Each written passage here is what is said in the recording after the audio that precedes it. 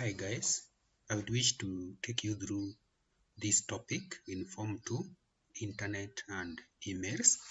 Therefore, our course outline today, we shall look at the introduction, that is what is Internet. Later on, we see description of Internet, then history of Internet. Also, we shall look at the importance of Internet in the society today, and internet connectivity requirements. What do you require to connect to the internet?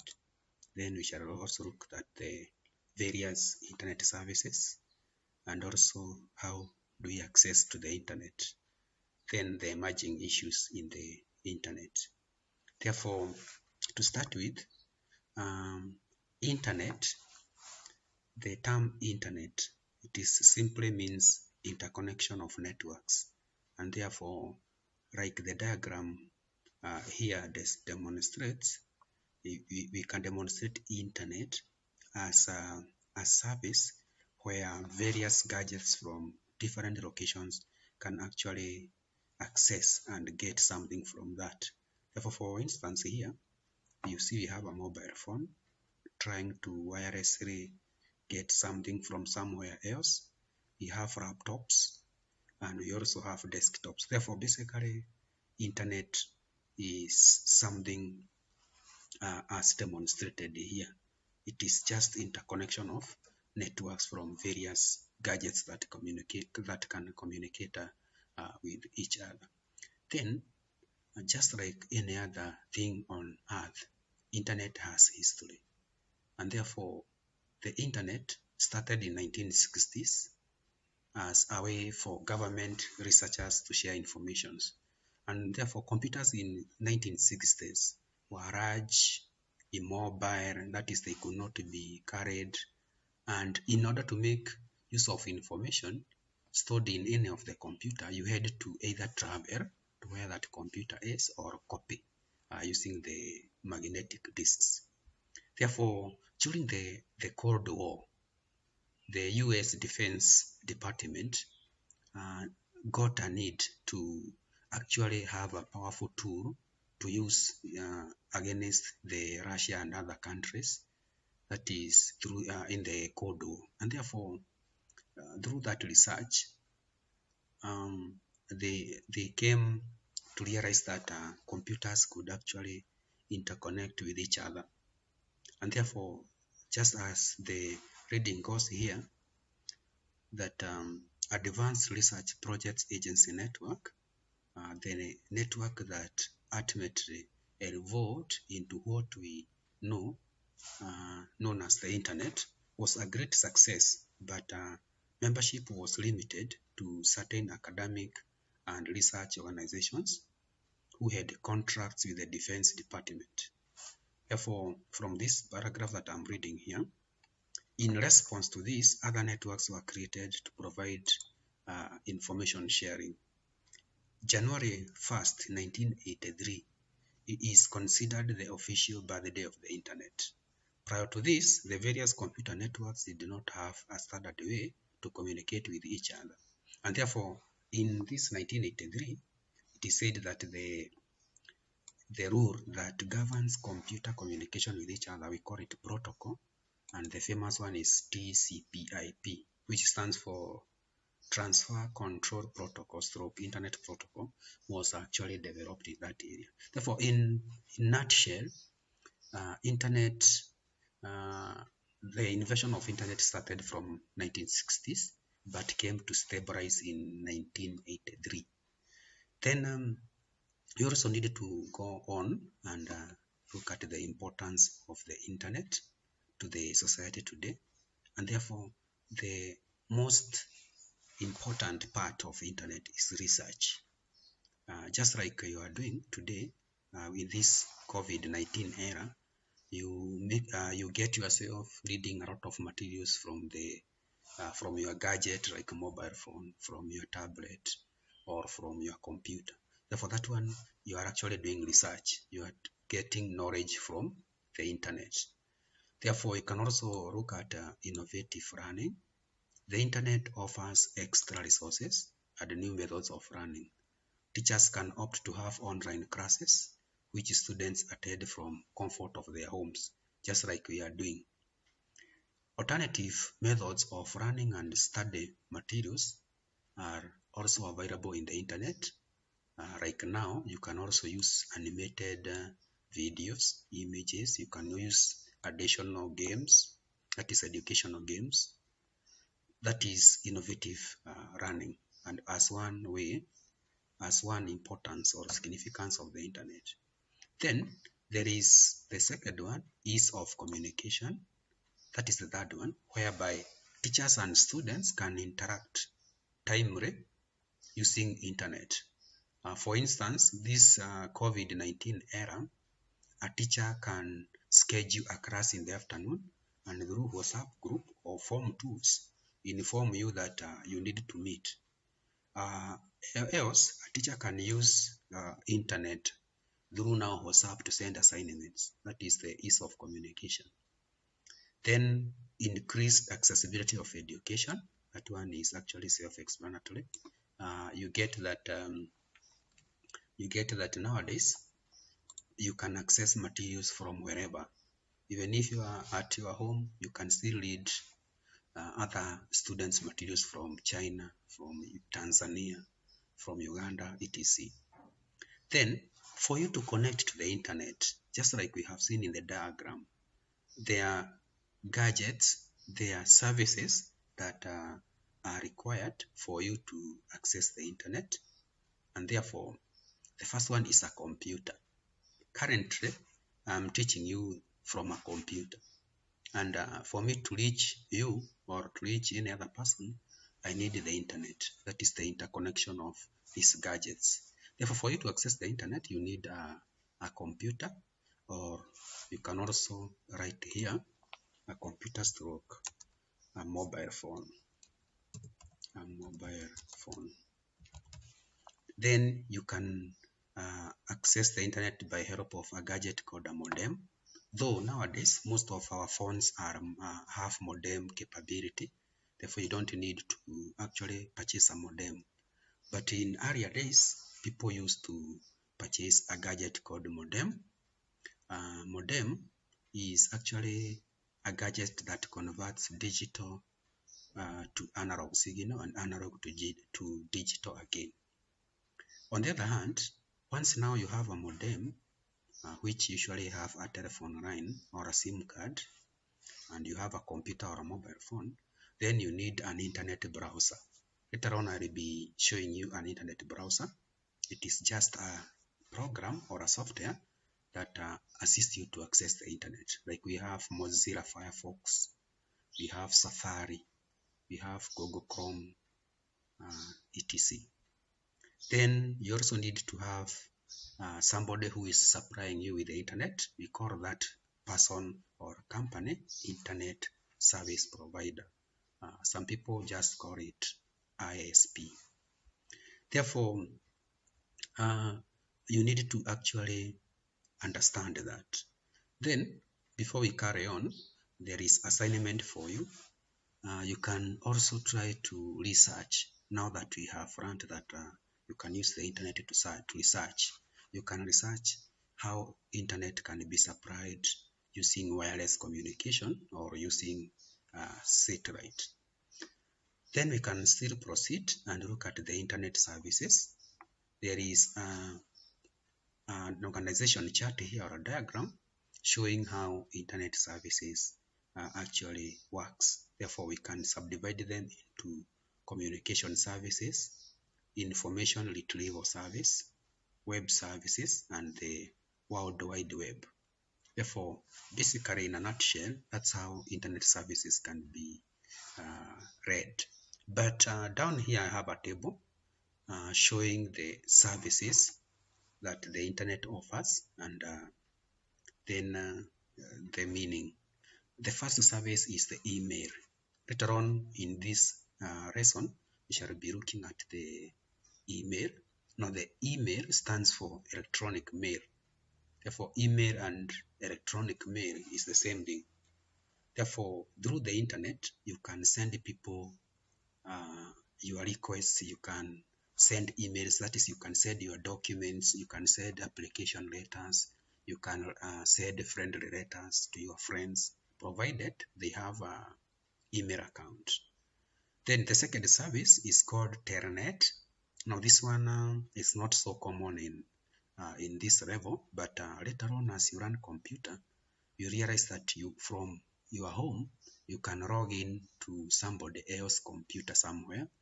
Right now you can be in an office at that is in the third floor of a building, and you want to access something from the first floor. You don't need to move. You actually log in from that network. Therefore, that is a service offered by the internet. It's called Telnet. It's used to log in to remote computers. Then there are some news groups. You get people with the same interests like computer science, people of engineering, teachers. They can come up with a group that is placed on the web. And then in this group, you'll get that people can actually share common interests. They can share topics that they get difficult. Then somebody from Mombasa County can contribute. Somebody from Kisumu County can contribute without actually moving around. Then the next service is called Internet Relay Chat or chat rooms. Therefore, through the social media, you can chat just like we can chat with you through WhatsApp, through FB, Facebook, through Twitter, through LinkedIn and others. Therefore, that is the chat rooms or the internet relay chat. Then we have the mailing list. This is used to organize groups of internet users to share common information through email. It's just like a WhatsApp group, only that this one is supported by an internet that is email service provider like Gmail, Yahoo, Hotmail, or MSN. Then we have a service called internet telephony. This allows the internet users to talk across the internet. Something like you can talk of Skype. Skype, you know of Skype. If you haven't heard about Skype, try to Google about Skype. Skype. Now with the COVID-19 era, some programs in the television, like a program in Inoro TV called Dagetari.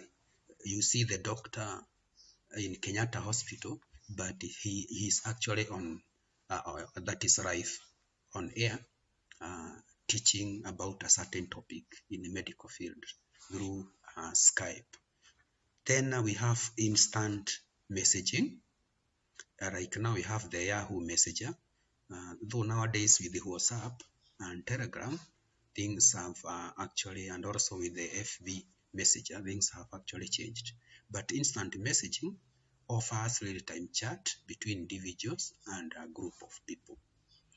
Then we also need to look at the www, that is World Wide Web. Now, when you talk about the internet and World Wide Web, they are different things. World Wide Web, these are actually combination of many websites, and it can contain websites, web portals, blog, and multimedia capability. Now, when you talk about a website is just like a book. It's just like a book whereby a book has many pages. But the difference between the website and a book is that website is online. It can actually be accessed from various corners, from various points, whereas a book, for example, is physical. Therefore, when you talk about that is a website, it is an online book where people can actually access materials through internet. Therefore, for instance, if still in this session, I have talked of a browser. Therefore, if you look at this program, this is Google Chrome, and this one also here, I have Firefox. These are browsers. There are programs installed in my machine to allow me to access the internet. And therefore, now that I'm connected to the internet, I have launched Google Chrome. Then from Google Chrome, when I'm in Google Chrome like this, I can be in a position to go to a website. We have said a website is like a book. Like for example, you can go to my website. Right now, I can go to my website. Then it's like a written page where materials can be uploaded. Now this is a website. It's just a page. This is my page where people can go to my YouTube channel. Diploma student can get material KCSE project. This is a book, and if I click on one page of the book, you can see now it is opening another page. If I click again, it is taking me to another page. That's what we are talking about, a website. Then we usually have a web portal. A web portal is a website with specialized posts or materials, something now like Yahoo. If we go to Yahoo, yahoo.com, you'll get that it is a site which is actually specialized. Like now, when you go to Yahoo, you see now there is about coronavirus, there is finance, you see there is sports, politics, entertainment, such. Therefore, this is a very good example of a web portal. Then we usually have a blog. When you go to a site like this website of mine, you get that there is a blog. A blog is just a session of a website where materials are posted. Like now, from this site of mine, this site of a blog, I just post my updates on whatever I have actually done latest. That is just a blog. It can be just a part of the website where you do your postings. Then we have now something called the search engines. A search engine is a program that helps you to search the internet. Like now, I have opened Yahoo. Here you can see where the cursor is. There is this search. Like now, I needed to search something like Bill Gates. You see now, this is a search engine. It is allowing me to search something from the internet. Therefore, you can see now I have typed Bill Gates. Then I can get a lot of stuff about Bill Gates. Then you can also use others like Google. Google is the most used one. Google here. Then I can write something like Eric. Then I can be in a position to see Australia League. That is the A League. You see now, this becomes now very fast for me to actually search something. Therefore, that is a search engine. Therefore, a search engine is a software or program that allows you to search the internet, e.g. Google, we have Ruko, Yahoo, Mama, etc. Then, a search engine works on a browser, just like I had explained earlier, that a browser is actually a software that allows you to access the internet, like Mozilla Firefox, you have Google Chrome, etc. Then we can just go and look at the parts of a browser. Now this is my browser. The first part of the browser that everybody should know is this one. This one is called the address bar. Therefore, the address bar is where you type the address. Then you usually have this button. This button is called reload, that is refresh. If a site is very slow and you need to, that is to refresh, you just press that one. You see now it's reloading, it is refreshing the page. Then if, for example, you had gone to a certain page, you have gone to so many pages, there is this button, click to go forward, and then there is the other one, click to go back. Those are some of the parts, that is the parts of a browser that you need actually to look into.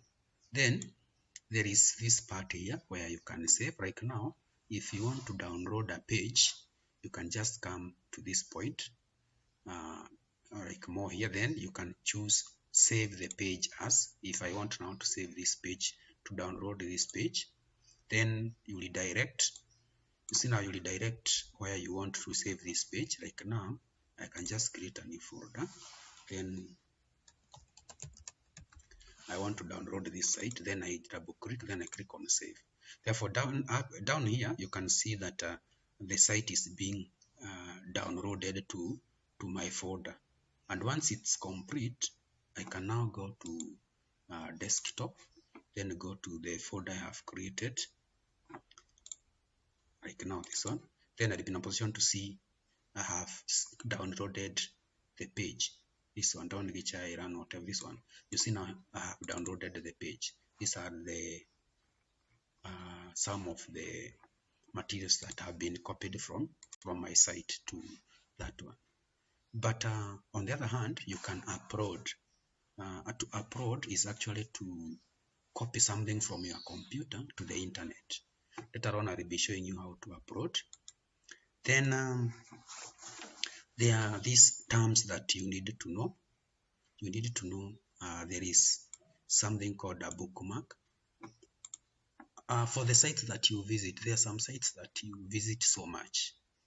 And such sites that you visit so much, you may need to mark them so that when you want actually to go to that site, you don't necessarily need to cram or to memorize the address of the site.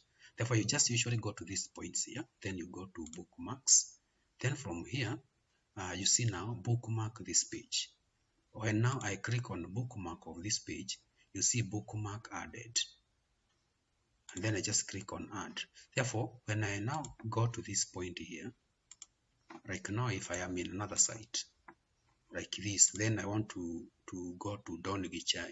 You see now it has been bookmarked. I just go direct without actually copying the address or knowing the address. That is to bookmark. Therefore, it is to label and save the site's address for easy access. Then we have a hyperlink. A hyperlink, if you see what I'm doing. If I press the cursor to KCSE projects, you see now, if you look at your extreme left bottom corner, it is showing you that this is just a link that if I click, it takes me to somewhere else. Also now this one, like if I click on this, this is also hyperlink. A hyperlink is a link to another website. You see now that one has taken you to my YouTube channel. That is the hyperlink. This one is also a hyperlink. It is a link to another site. If I click that hyperlink, it will take you to my Facebook account. Therefore,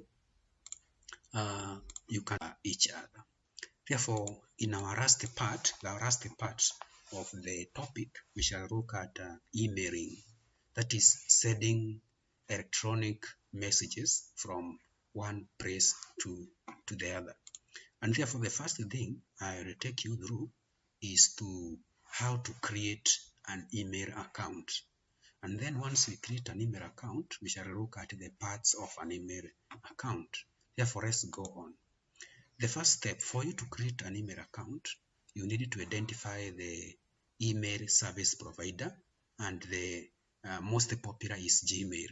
Therefore, you just type www.gmail.com on the address bar, now that we know where the address bar is. Therefore, once we do that, we shall be taken to this site. Then I'll click on, since I don't have an account, if I have an account, I am supposed to use sign in. Sign in is to access an existing account.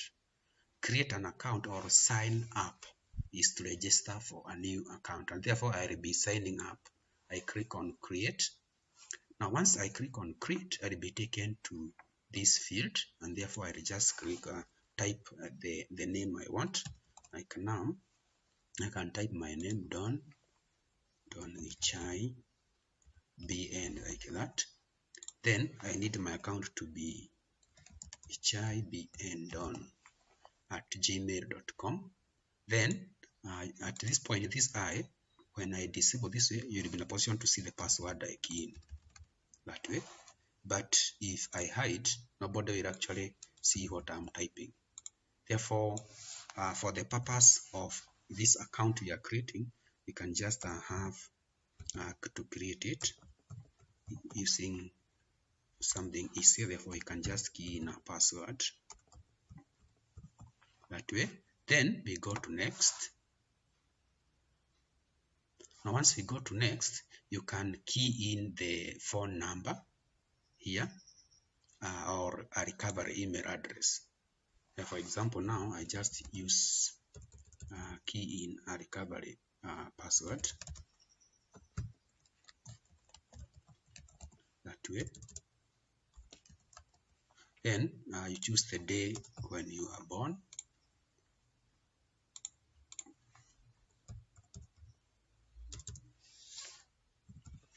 Search, then you choose your gender. Then from there, just go to next. Now, once you go to next, you agree with the terms for Google. Then after doing so, you'll realize that after some moment, we shall have created an email account, that is a Gmail account. Therefore, we just hold on. Now we have our Gmail account. Therefore, you have seen how to do it. Now I have an Gmail account. You can see now, Don, welcome. Google has welcomed me to that.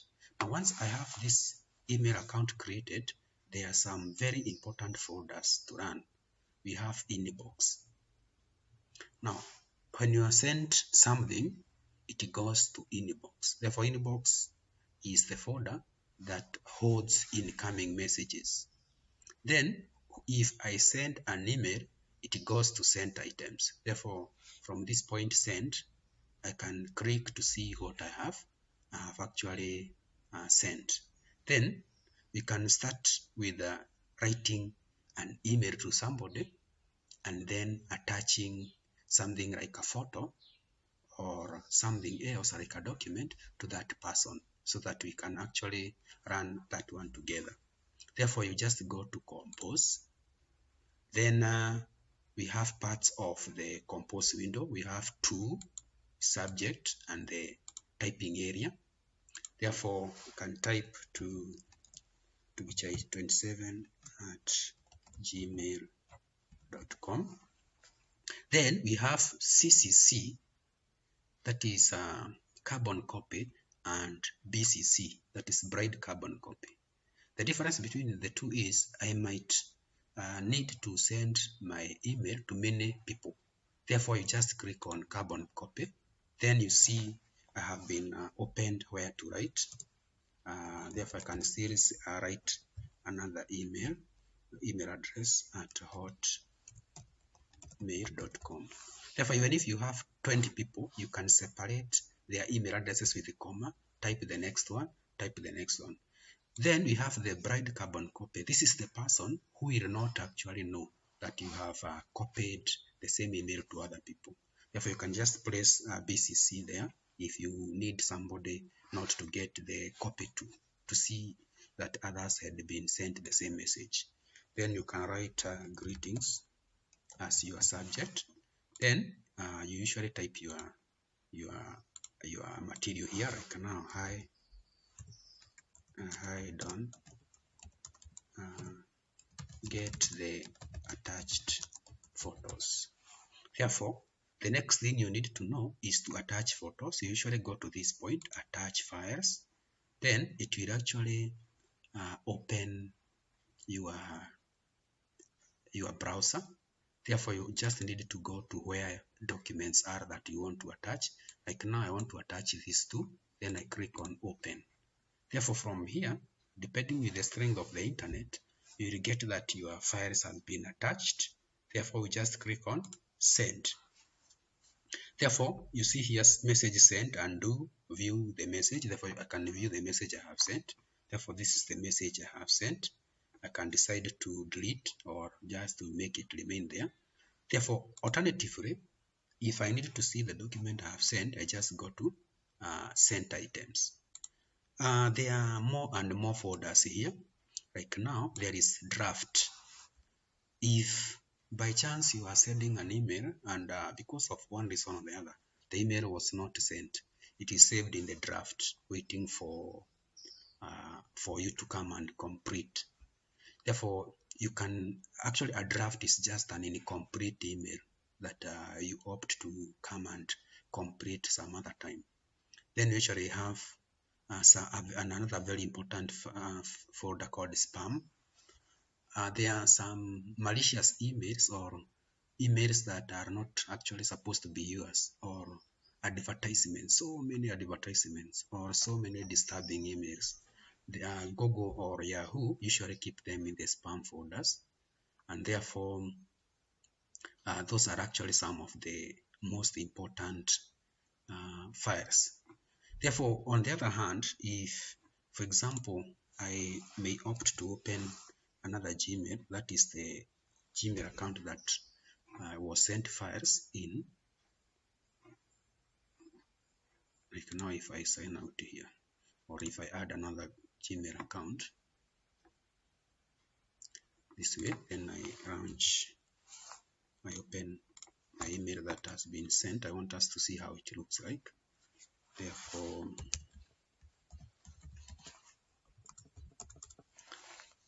if I key in the password and then get inside my email.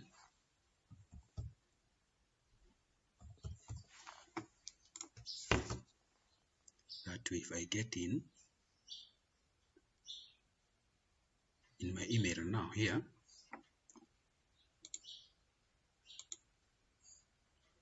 with some time, I'll now get the email that I have been sent by this one, received in my inbox.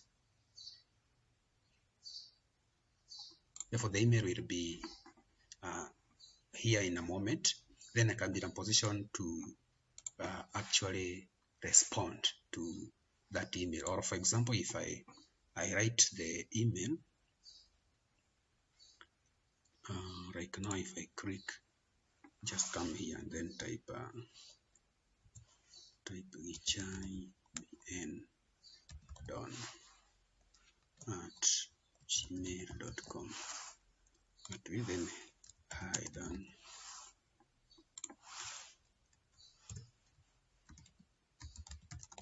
Receive my greetings. Then, for example, I attach something for him. This business card. Let me just attach another different one. That way.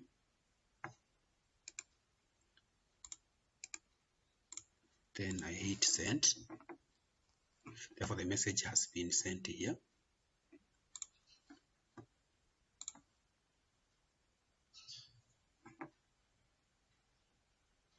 Therefore, later on, I'll be in a position now to get the message that will be sent. It should actually come to this point here.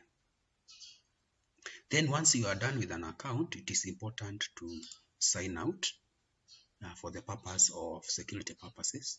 Therefore, you can sign out. Therefore, you can also sign out this one. Now, once you sign out, in the future, when you want now to access your email, you just go again to gmail.com. You hit enter. Then at this point, you can either find your account or use another account if it's not actually there. But if it is being displayed here, you just click on it. Then you now key in the password. Like that. Then you proceed to your email address.